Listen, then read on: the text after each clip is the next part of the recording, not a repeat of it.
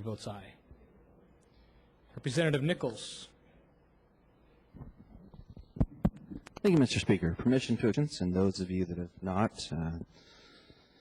In the spring of 1969, a child was born very premature and addicted to drugs. The birth mother was not a first-time offender to this type of action. However, thank God it was a few years before the Supreme Court ruled that it was legal to destroy human life, the most innocent of human life that has not yet been given a voice. The child was put up for adoption to go to a family that could handle the potential challenges of having not only a premature baby, but one that was addicted to drugs. By today's standard, those that think it's a choice would have most assuredly pushed for an abortion. Why, the choice community would ask?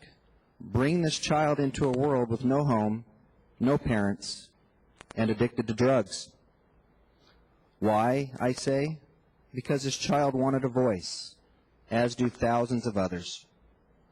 The child that was born in the spring of 1969 had a rough go for the first year of life, but after many surgeries and many sleepless nights for the new child's parents, the child grew out of the many problems and grew strong and healthy.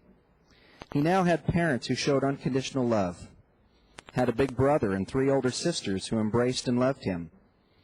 He became an Eagle Scout, a state champion on his football team, lettered in 3 sports, graduated from high school, served a mission for his church, and continued his education.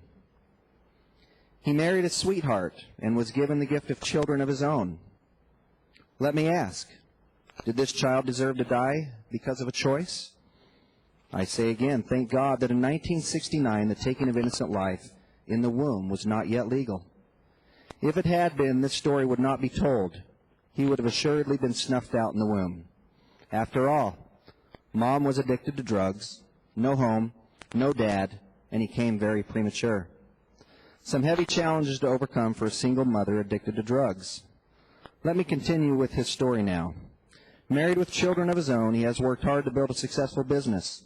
He has worked hard to provide a nice and loving home for his family. He serves in his church, also works as a merit badge counselor for the Boy Scouts of America. He sits on the board of directors for a nonprofit foundation who represents victims of crime. He is working hard to give back what he can for his opportunity at life. In January 2003, he was sworn into the Arizona House of Representatives. The child I speak of is me. Had I been aborted, I would have had no voice today. I would not have a family and children.